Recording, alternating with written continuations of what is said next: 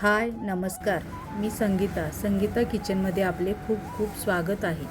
आज आपण पाहणार आहोत जास्त दिवस कढीपत्ता कसा स्टोअर करायचा ते.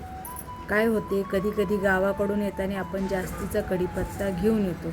आता होते काय, तर आपण तो फ्रीजमध्ये अगदी एअरटाईट कंटेनरमध्ये स्टोअर करतो, परंतु 5-6 दिवसानंतर तो हळूहळू काळा पडतो आणि त्यामुळे आपल्याला तो फेकून द्यावा लागतो.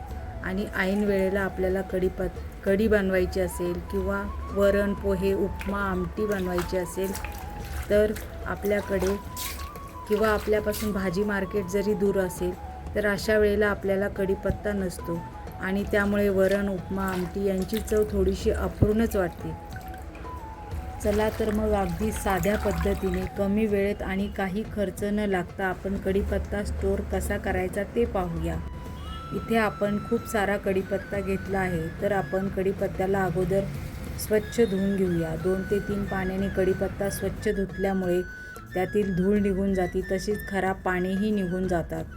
आता अशा वेळेला तो कढीपत्ता धुतल्यानंतर चाळणीमध्ये आपण निथळत ठेवूया आणि निथळून झाल्यानंतर एखाद्या सुती कपड्यावर त्याला पसरवून सुकवून देऊया, जेणेकरून कढीपत्त्यामध्ये राहिलेले एक्स्ट्राचे पाणी सुकून जाईल.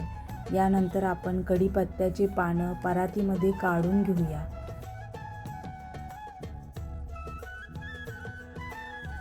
दाखवल्याप्रमाणे कढीपत्त्याची सगळी पाणी काढून घेऊया आणि काड्या टाकून देऊया.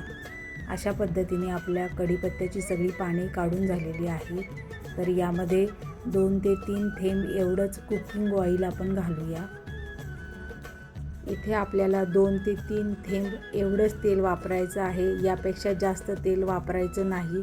आणि हे तेल कढीपत्त्याच्या प्रत्येक पानाला हलक्या हाताने लावून घ्यायचं आहे. अशा पद्धतीने सगळ्या पानांना तेल लावल्या गेल्यानंतर आपण इथं परात उन्हात ठेवलेली आहे.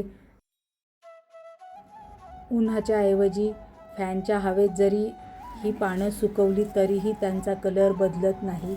अशा पद्धतीने 1 ते 1.5 तासामध्येच ही पाने छानपैकी सुकली जातात, वाळली जातात. तर दाखवल्याप्रमाणे ही पानं सुकलेली आहेत. बघा किती छान असा कलर राहिलेला आहे.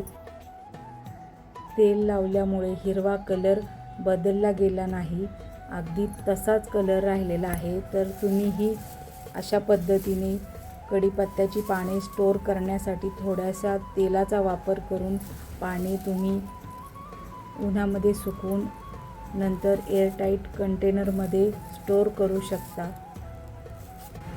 चला तर मग अशाच नवनवीन रेसिपी पाहण्यासाठी संगीता किचनला लाईक, शेअर, सबस्क्राईब नक्की करा आणि हो, कमेंटही करा. धन्यवाद.